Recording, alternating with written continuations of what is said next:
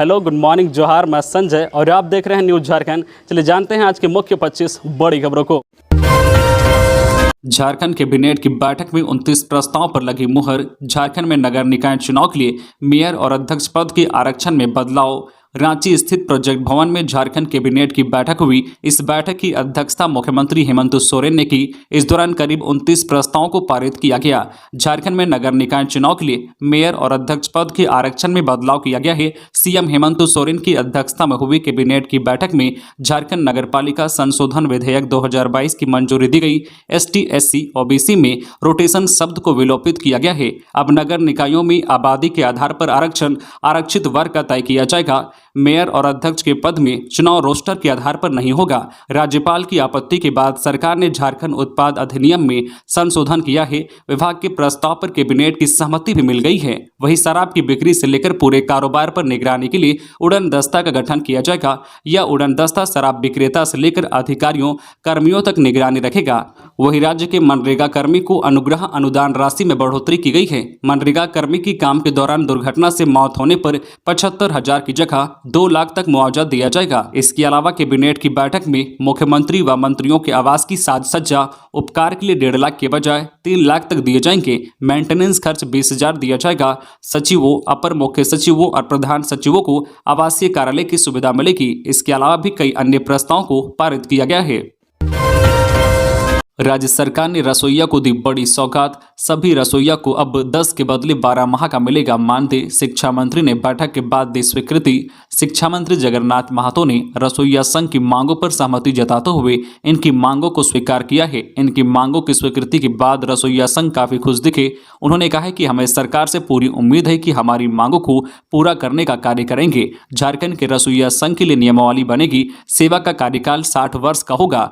10 महीने के मानदेय के बजाय अब 12 महीने का मानदेय दिया जाएगा। राज्य के सभी रसोइया को वर्ष में 2 बार कपड़े दिए जाएंगे। दुर्घटना जैसी स्थिति में कल्याण कोष गठित कर उन्हें उचित मुआवजा और इलाज की सुविधा मुहैया कराई जाएगी। 60 वर्ष के बाद सर्वजन पेंशन योजना से लाभान्वित किया जाएगा। झारखंड राज्य में रसोइया संघ की संख्या लगभग 89,000 के करीब है।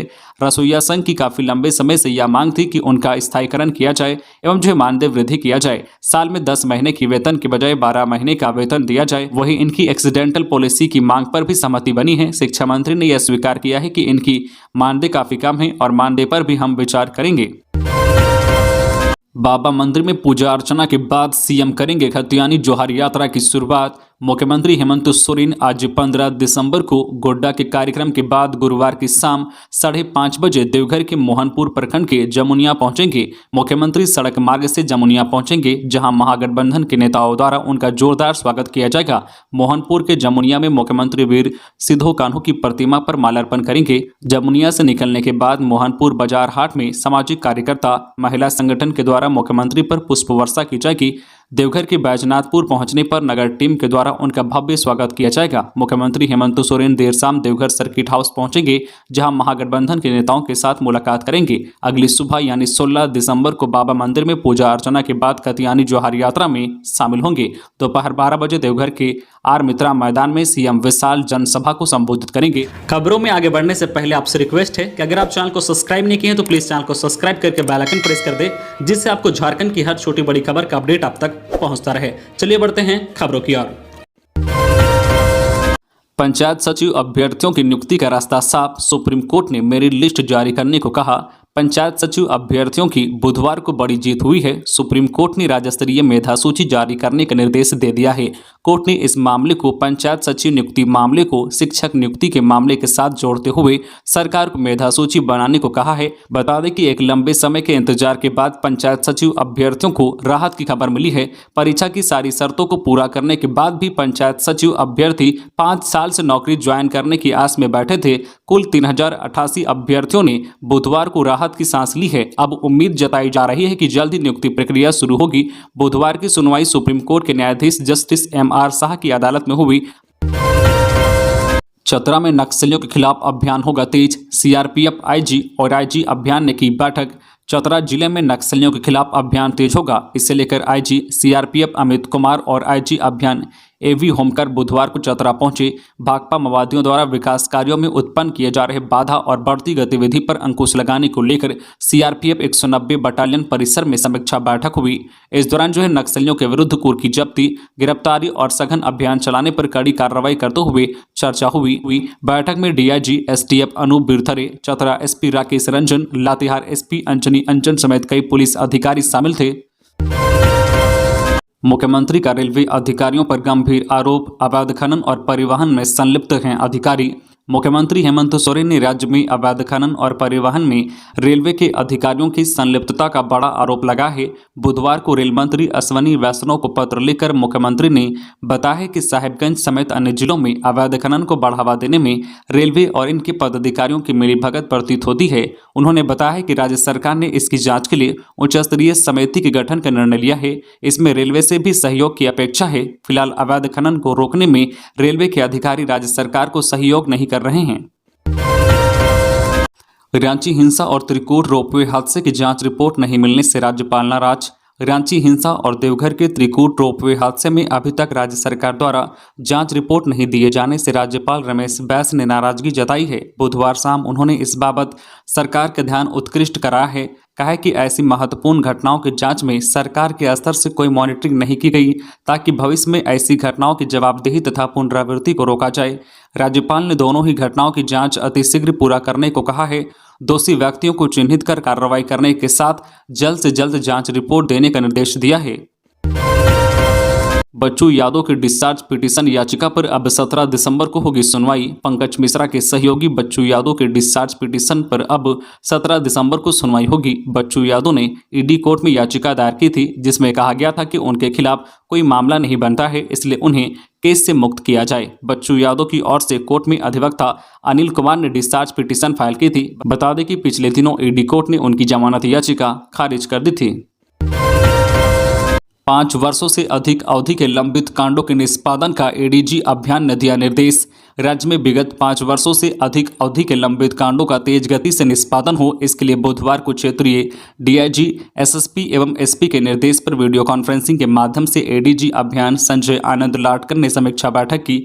उन्होंने जिलावार 5 वर्षों से अधिक अवधि के लंबित कांडों की जानकारी लेते हुए दिसंबर माह के अंत तक वैसे सभी कांडों का निष्पादन करते हुए अंतिम प्रापत्र न्यायालय में समर्पित करने का निर्देश दिया। वहीं उन्होंने वैसे कांड जिनमें अनुसंधान के लिए राज्य से बाहर जाना है, इसके लिए पदाधिकारियों की टीम बनाकर कार्रवाई संपन्न करने का निर्देश दिया। सीएम हेमंत सोरेन से मिले सीसीएल के अध्यक्ष। मुख्यमंत्री हेमंत सोरेन से बुधवार को सीएम आवासीय कार्यालय में सेंट्रल कोलफील्ड्स लिमिटेड सीसीएल के अध्यक्ष और प्रबंध निदेशक पीएम प्रसाद ने मुलाकात की। मुख्यमंत्री से यह उनकी शिष्टाचार भेंट थी।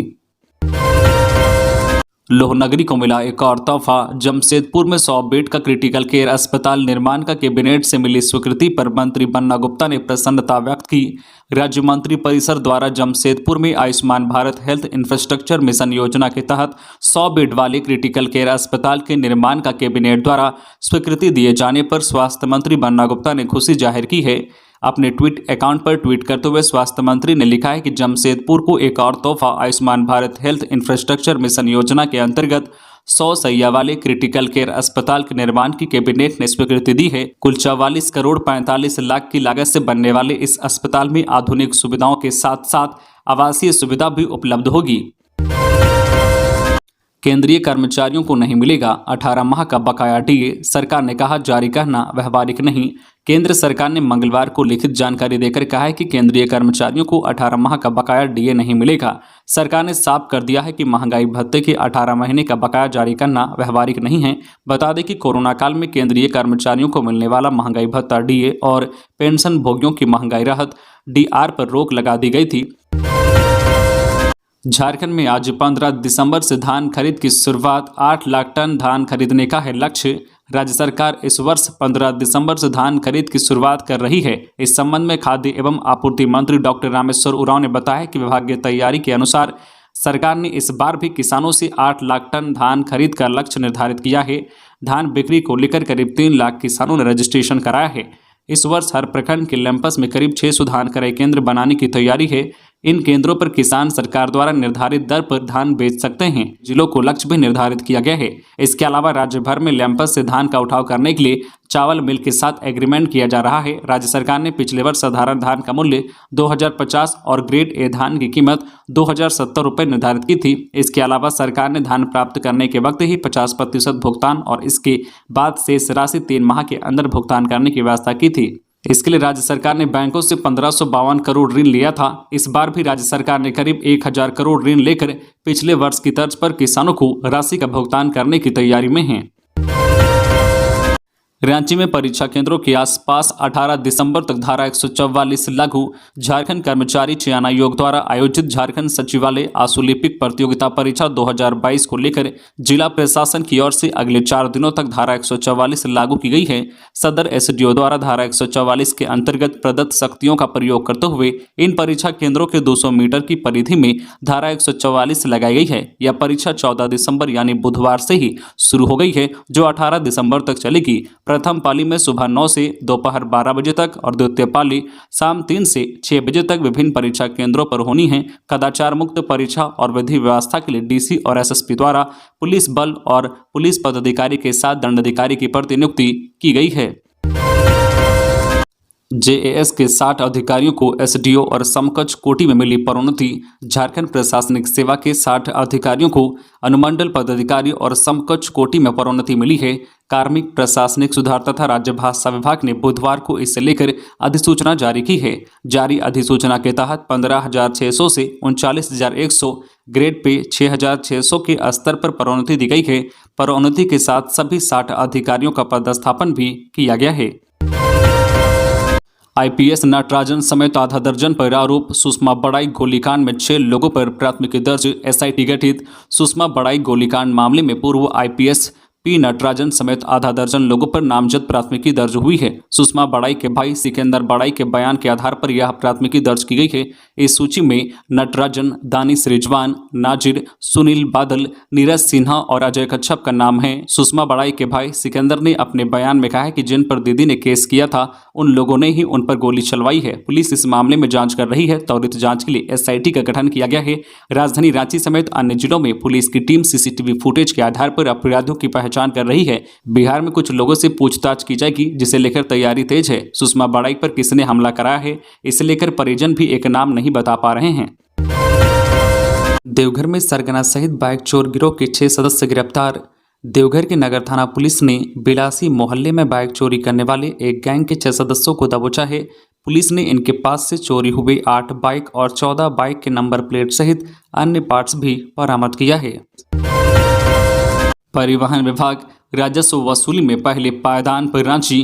परिवहन विभाग की ओर से निर्धारित लक्ष्य के अनुरूप राजस्व उगाही में रांची पहले पायदान पर है। रांची ने कुल लक्ष्य का 89.60% राजस्व प्राप्त कर लिया है। उम्मीद है कि इस वित्त वर्ष के समाप्त होने तक लक्ष्य 100% हासिल हो जाएगा। वहीं दूसरे नंबर पर हजारीबाग जिले ने 88.51% लक्ष्य प्राप्त कर लिया है। दरअसल बुधवार को राज्य में वाहनों की जांच ज़्यादा से ज़्यादा और जांच अभियान ट्रैफिक और जिला परिवहन पदाधिकारी दोनों सम्मिलित रूप से चलाने को लेकर बैठक हुई। परिवहन सचिव राजेश शर्मा ने यह बैठक राज्य के सभी जिला परिवहन पदाधिकारियों के साथ की। परिवहन सचिव ने बैठक में कहा है कि वाहनों के प्रदूषण के दस्तावेज की जांच लगातार की जाए। वाहनों की फिटनेस के साथ साथ टैक्स कलेक्शन पर भी उन्होंने जोर दिया है। वहीं कम राजस्व प्राप्त करने वाले जिलों को निर्देश दिया है कि वित्त वर्ष बीतने को है, इसलिए राजस्व उगाही में किसी प्रकार की कोताही ना हो। शिबू सोरेन से जुड़े लोकपाल मामले की अगली सुनवाई 8 फरवरी को। राज्यसभा सांसद व पूर्व मुख्यमंत्री शिबू सोरेन से जुड़े लोकपाल मामले में बुधवार को दिल्ली हाई कोर्ट में सुनवाई हुई। इस दौरान शिबू सोरेन के अधिवक्ता ने कोर्ट से अगली तारीख देने का आग्रह किया, जिसे कोर्ट ने स्वीकार करते हुए अगली सुनवाई के लिए 8 फरवरी की तारीख मुकर्रर की है। कोर्ट ने शिबू सोरेन के वकील को रिजॉइंडर दाखिल करने का भी निर्देश दिया है। दिल्ली हाई कोर्ट के न्यायाधीश जस्टिस प्रतिभा सिंह की अदालत में इस मामले की सुनवाई हुई। बता दें कि पिछली सुनवाई के दौरान अदालत ने डीए मामले में शिबू सोरेन के खिलाफ लोकपाल के समक्ष कार्यवाही पर रोक लगा दी थी। मालूम हो कि शिबू सोरेन ने सीबीआई की प्रारंभिक जांच की कार्यवाही और आदेश को दिल्ली हाई कोर्ट में चुनौती दी है। शिबू सोरेन और उनके परिजनों के नाम पर आय से अधिक संपत्ति अर्जित करने की शिकायत लोकपाल के समक्ष 2 वर्ष पूर्व 5 अगस्त 2020 को याचिका दायर की गई थी। एचईसी को बचाने के लिए अधिकारियों ने बाइक रैली निकाली। एचईसी को बचाने के लिए बुधवार को एचईसी के अधिकारियों ने बाइक रैली निकाली। सुबह 11 बजे से रैली मुख्यालय से शुरू होकर आवासीय परिसर के विभिन्न इलाकों से होते हुए वापस मुख्यालय पहुंची। इसमें कॉलेज में रहने वाले आम लोग, कामगार, कारोबारी और दूसरे संगठनों के प्रतिनिधि शामिल हुए। सभी एचईसी को बचाने के नारे लगाते रहे।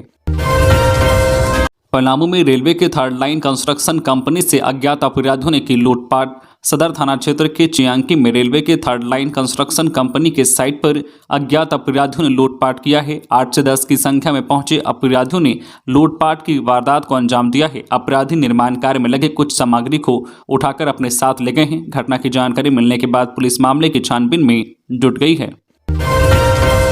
G20 शिखर सम्मेलन को लेकर झारखंड तैयार, जानिए कब होगी बैठक। वैश्विक एजेंडे में भारत की बातों को रखने, देश की सांस्कृतिक विविधता को प्रदर्शित करने का अनूठा अवसर G20 की बैठक में भारत को मिला है। दुनिया के विकासशील विकसित देशों की इस संगठन की बैठक पहली बार रांची में होने जा रही है। G20 की बैठक 16 से 17 फरवरी 16 से 17 मार्च 2023 को रांची में होगी, जिसकी तैयारी शुरू की जा चुकी है। बता दें कि रांची के दरभंगा हाउस स्थित कोल इंडिया के कॉन्फ्रेंस हॉल को बैठक स्थल के रूप में चयन किया गया है। G20 देशों के करीब 540 प्रतिनिधि हिस्सा लेंगे। वहीं इन प्रतिनिधियों को उनके सुरक्षा ग्रेड के हिसाब से सिक्योरिटी दी जाएगी। उदाहरण के तौर पर अगर किसी को जेड या जेड प्लस स्तर की सुरक्षा मिली हुई है तो उन्हें यहां भी वही सुरक्षा दी जाएगी। बाबूलाल मरांडी दल बदल मामला, दीपिका पांडे की ओर से हाईकोर्ट में बहस पूरी। 22 दिसंबर को होगी अब सुनवाई। बीजेपी विधायक दल के नेता बाबूलाल मरांडी ने दल बदल मामले में शिकायतकर्ता कांग्रेस विधायक दीपिका पांडे सिंह की ओर से बहस पूरी हो गई है। बता दें कि बाबूलाल मरांडी की ओर से दल बदल मामले में स्पीकर के न्यायाधिकरण में फैसला सुरक्षित रखे जाने के खिलाफ दायर याचिका पर झारखंड हाईकोर्ट में बुधवार को सुनवाई हुई। वहीं अब मामले में प्रार्थी बाबूलाल मरांडी की ओर से दीपिका की बहस का प्रत्युत्तर दिया जाएगा। मामले की अगली सुनवाई 22 दिसंबर को होगी। कुर्मी को एसटी सूची में करे शामिल। खीरू, झारखंड प्रदेश जदयू के अध्यक्ष सह सांसद खीरू महतो ने राज्यसभा के मौजूदा सत्र में SC/ST संशोधन बिल पर बहस में भाग लेकर कुर्मी को एसटी दर्जा देने की मांग की। कहा कि झारखंड, बंगाल व ओडिशा के कुर्मी 1931 तक आदिवासी थे। इसकी आबादी झारखंड में करीब 22% है। उन्होंने कहा कि लगातार ये लोग एसटी सूची में शामिल करने के लिए संघर्षरत हैं। हजारीबाग के खिलाड़ियों को हरी झंडी दिखाकर डीसी ने किया रवाना। झारखंड सरकार की पहल और झारखंड शिक्षा परियोजना के सौजन्य से खेलो झारखंड 2022-23 का आयोजन विद्यालय, जिला एवं राज्य स्तर पर किया गया है। इसे लेकर बुधवार को हजारीबाग से एथलीट और हॉकी के कुल 94 खिलाड़ियों को प्रथम चरण में भाग लेने के लिए डीसी नैन्सी साहे, डीडीसी प्रेरणा दीक्षित और प्रशिक्षु IAS शताब्दी मजुमदार ने संयुक्त रूप से हरी झंडी दिखाकर बस को रवाना किया। राज्य स्तर पर यह प्रतियोगिता 2 चरणों में आयोजित की गई है। प्रथम चरण का खेल 15 से 17 दिसंबर तक खेला जाएगा। भगत के रूप में की गई है। तो ये थी आज की झारखंड की टॉप बड़ी खबरें। इसी तरह झारखंड की हर छोटी बड़ी खबर देखने के लिए आप हमारे चैनल न्यूज झारखंड चैनल को सब्सक्राइब करके बेल आइकन प्रेस कर दीजिए, जिससे आपको झारखंड की हर छोटी बड़ी खबर का अपडेट आप तक पहुंचता रहे। तो आज के लिए बस इतना ही। हमें दीजिए इजाजत, फिर मिलते हैं नेक्स्ट न्यूज में।